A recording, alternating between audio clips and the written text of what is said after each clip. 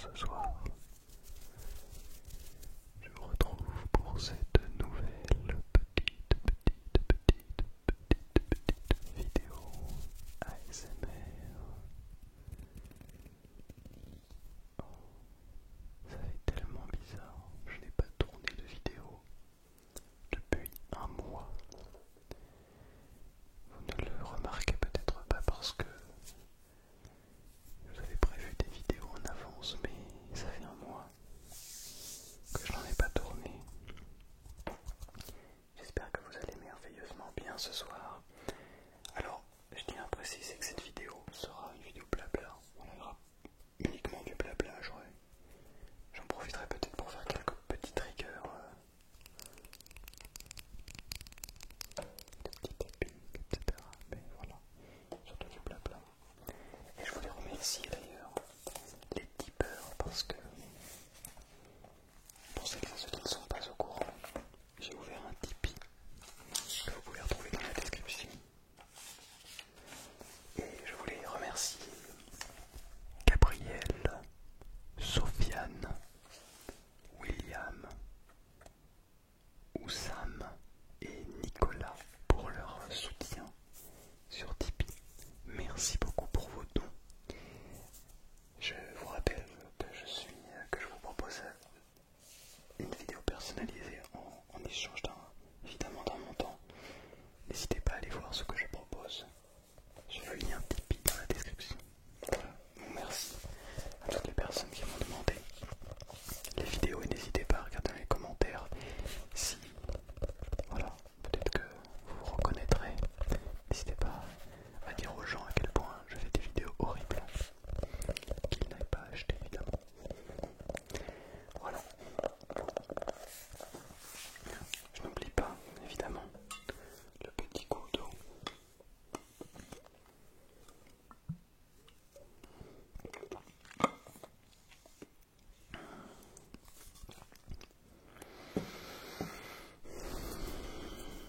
Bien. J'espère que vous allez merveilleusement bien ce soir. J'ai tellement de trucs à vous dire. C'est une dinguerie. Alors, par où commencer? Ça y est, c'est la fin pour moi d'être dans cet endroit. Je vais quitter cet endroit petit à petit. Alors, je vais vous expliquer en fait. Donc, je vis chez mes parents depuis toujours, évidemment, comme tout le monde.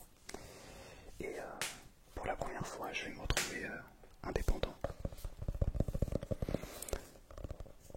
J'ai été pris dans, peut-être que vous le savez, hein, dans des études supérieures, d'où ce carnet. J'ai été pris dans des études supérieures, dans une licence à Paris. Et donc, je vais à partir de septembre commencer mes études là-bas. Et ça veut dire vivre ailleurs que chez mes parents, qui évidemment n'habitent pas à Paris. Et donc, vous pouvez trouver un petit bruit de barbe. Et donc, qui dit logement à Paris, dit nouveau repère, dit indépendance.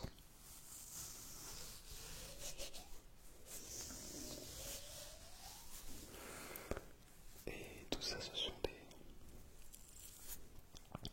des choses qui vont arriver. Peut-être que parmi vous, il y a des étudiants. D'ailleurs, n'hésitez pas à me dire votre situation actuelle. Si vous êtes étudiant, peut-être mineur, donc encore au lycée, au collège. Peut-être que vous êtes étudiant en études supérieures, vous vivez encore chez vos parents, vous êtes en cité universitaire ou dans un appartement. N'hésitez pas à me dire, ça m'intéresse. Peut-être d'ailleurs que vous êtes déjà indépendant, que vous vivez chez vous de votre salaire. Auquel cas c'est très bien aussi. Ça y est, je franchis cette étape.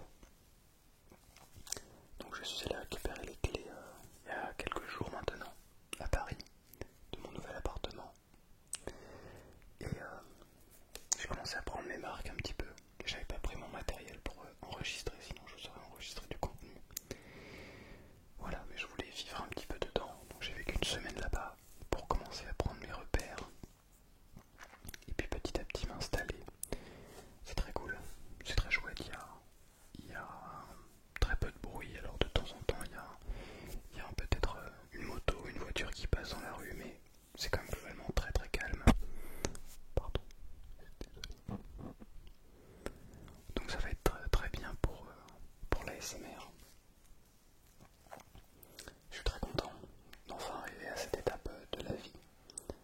C'est vrai que c'est en passant cette étape qu'on se rend compte à quel point on a de la chance et c'est confortable de vivre chez ses parents. Parce que tout est facile, on n'a pas de charge, on n'a rien à payer, on n'a pas d'obligation. Et c'est vrai que c'est à partir de ce moment-là qu'on commence à se rendre compte de tout ça. Je trouve ça beau, à la fois intéressant. Et je crois que c'est un moment assez charnière dans la vie, une étape de vie relativement importante pour tout le monde. Où tout le monde, la plupart, enfin quasiment tout le monde passe par cette étape. En tout cas dans nos pays occidentaux. Et je trouve ça sympa. Mais à la fois, en fait, je suis à la fois excité, à la fois un peu pas non plus pas terrifié, mais ouais, j'ai un petit peu cette sensation de quand même de quitter, parce que j'ai en plus d'une famille nombreuse, hein. On est quatre enfants, donc voilà, on est quand même nombreux, de ça à vivre tout seul, donc c'est bizarre quand même, ça fait un peu un effet un peu étrange, mais je crois que c'est quand même nécessaire, vraiment nécessaire. Ça veut dire aussi que à partir de, alors pas à partir de maintenant, à partir du mois prochain, les vidéos que vous verrez seront dans mon nouvel appartement, mais de toute façon je vous dirai, je donnerai plus d'informations à ce moment-là. Mais ça y est, c'est la nouvelle vie qui commence. Ça veut dire prendre ses repères, ça veut dire plein de choses. Pour moi c'est un petit peu une sorte aussi de comment dire, de point de repère par rapport à cette chaîne YouTube, où maintenant je me dis ok, qu'est-ce que je fais, comment je le fais, comment je quadrille tout ça. J'ai aussi évidemment toutes les obligations qui viennent avec l'acquisition d'un appartement, la location d'un appartement déjà, avant d'être propriétaire. Il y a plein de choses qui rentrent en compte. Et c'est intéressant, mais ça demande aussi une très grosse organisation, une très bonne organisation. Enfin, je dis n'importe quoi, on peut pas. Il faut un peu anticiper pour la nourriture. Ou alors on se retrouve à ne rien avoir dans le frigo. Et c'est compliqué. Du coup, t'es obligé d'aller manger dehors, mais du coup, tu payes cher. Et donc, ça se répercute sur ton mois d'après. Bref, donc c'est voilà, des cercles toujours très intéressants à observer. Voilà. À Paris, donc, vous le savez peut-être, j'étudie la musique.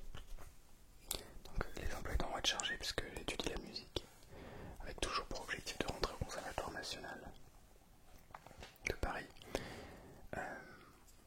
J'ai trouvé déjà un travail, je vais donner des cours déjà, enseigner la musique, ce que je fais déjà là où je suis, mais je le ferai à Paris.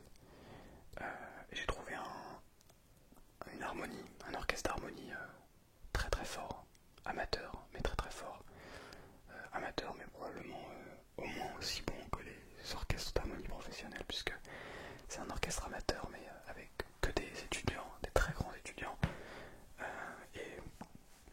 et professionnels.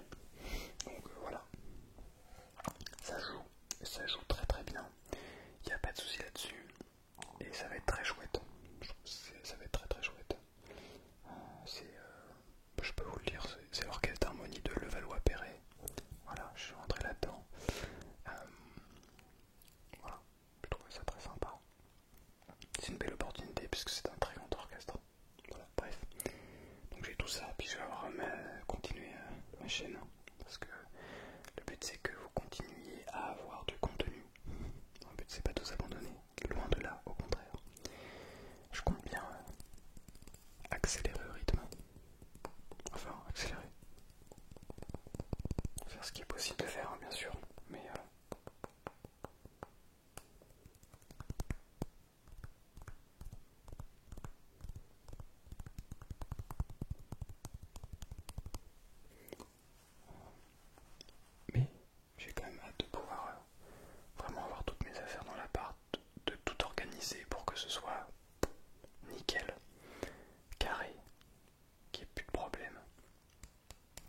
Là, c'est encore le bazar dans ma tête, dans mes affaires. Et donc, il faut que je sois bien organisé pour être capable de tout faire, de faire tout progresser, tous les aspects de la vie.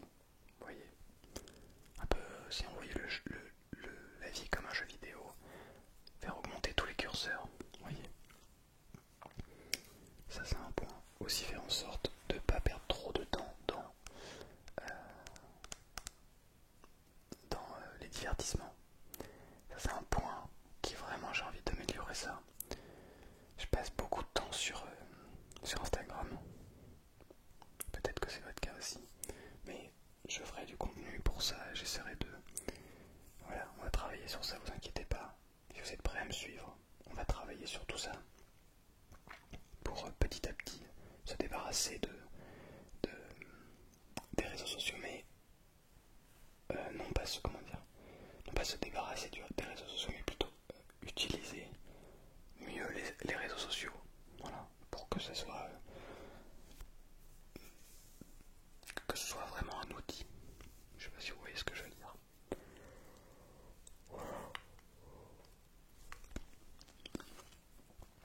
Il y a ça.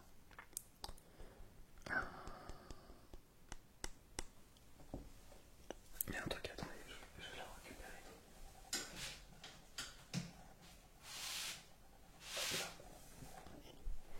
Je suis retombé sur ça tout à l'heure. Je vais vous la montrer.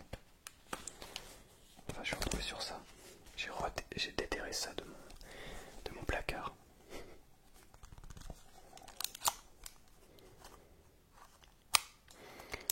Bon, regardez ce que j'ai redéterré.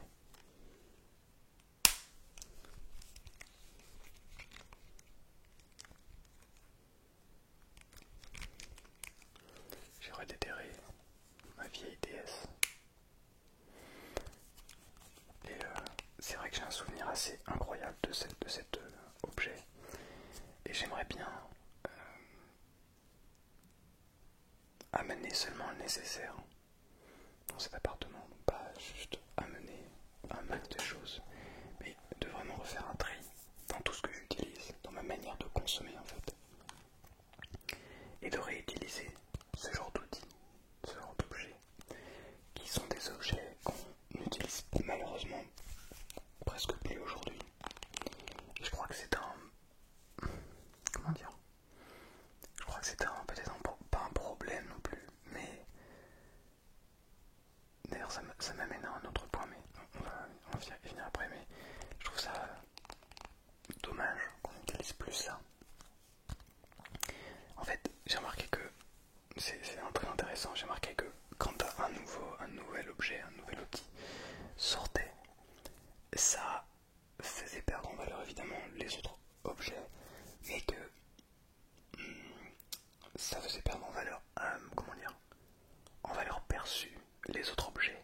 Mais en fait, fondamentalement, ça n'enlève pas la valeur à ces objets. Je sais pas si vous voyez ce que je veux dire. Quand ça s'est sorti, c'était un objet de pointe. C'était peut-être pas la pointe de la technologie, mais c'était un objet qui fonctionnait super. Ça faisait, alors je crois qu'à tout début de sa sortie, c'était pas terrible. Mais globalement, ça était, comment dire, c'était chouette quoi. C'était très bien, très très bien. On n'était pas là à se dire ouais mais c'est moins bien que la Switch. Non, parce que la Switch n'existait pas. Mais aujourd'hui, maintenant qu'il y a la Switch, même la Switch 2, en fait personne ne se dit ah mais en fait pourquoi juste j'irais pas poncer les jeux que j'avais kiffé sur telle ou telle plateforme. Parce que pourquoi est-ce que ça aurait moins de valeur? En fait je m'exprime mal. Pourquoi ça aurait moins d'intérêt, de valeur de jouer à des jeux qui certes graphiquement sont pas du tout à la pointe de la technologie aujourd'hui, mais qui en fait c'est le pourquoi on joue à des jeux finalement. Et bon alors je joue vraiment de moins en moins à des jeux, mais je crois que ce genre de vieil objet, alors là c'est la DS mais ça peut être un autre objet, mais en fait ça permet de relativiser. Bref, je me pose beaucoup de questions, mais tout ça pour parler de la consommation,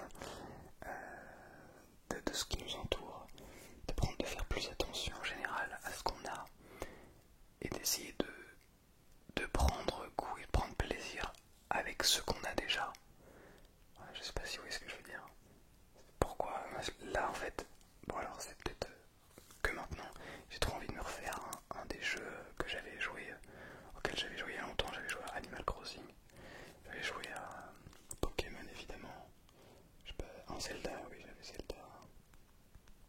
sais plus quelle autre licence exactement, mais il y a plein de jeux où j'ai envie de relancer le truc, de rejouer. Et en fait, j'ai envie de reprendre le contrôle sur mon temps libre. C'est-à-dire que mon temps libre dédié au divertissement, j'ai envie de pas juste le mettre. Et dès que j'ai un peu de temps libre, je lance mon téléphone. J'ai envie de me dire, ok, bah je fais ma journée où je fais tout ce que j'aime, c'est-à-dire mon travail. Et voilà ce que je fais. Pas que des trucs que j'aime d'ailleurs. Mais juste, je fais ce que j'ai à faire dans la journée. Et je dis n'importe quoi, mais entre 18h et 20h, et ben je peux me divertir. Enfin, je m'autorise à me divertir. C'est dans mon emploi du temps, vous voyez, un peu un truc comme ça. Et où je me dis, bah là, je vais me regarder un épisode et je vais me faire une session de jeux vidéo. Vous voyez, mais ça peut être jeux vidéo, sport, ça peut être plein d'autres trucs, n'importe quoi. C'est pas tant la question, c'est de comment j'organise, comment je me crée cet univers. Et si c'est un peu une question d'organisation, comment j'assemble les morceaux pour créer cet espace où je me sens bien, ces moments où je me sens bien. Et voilà, c'est que des trucs comme ça. Bon, c'est des questionnements peut-être, c'est des questionnements de riches, clairement. Je l'assume, clairement. Mais bref. Donc voilà, tout ça pour dire que j'ai envie de me refaire une partie de jeux vidéo. Mais bon, ça vient après. Parce que justement, l'idée n'est pas de transformer le travail et de le mettre là-dedans. L'idée n'est pas de remplacer le sport et de le mettre là-dedans, ou de remplacer tout ce qu'on a à faire et de le mettre là-dedans. Non. Le but de ce genre de jeux, qui sont évidemment pas du tout les mêmes que les jeux auxquels on joue aujourd'hui. Alors le but c'est quand même de nous rester le plus longtemps possible, de nous garder le plus longtemps possible sur le jeu. Mais c'est un jeu où on a un temps prédéfini.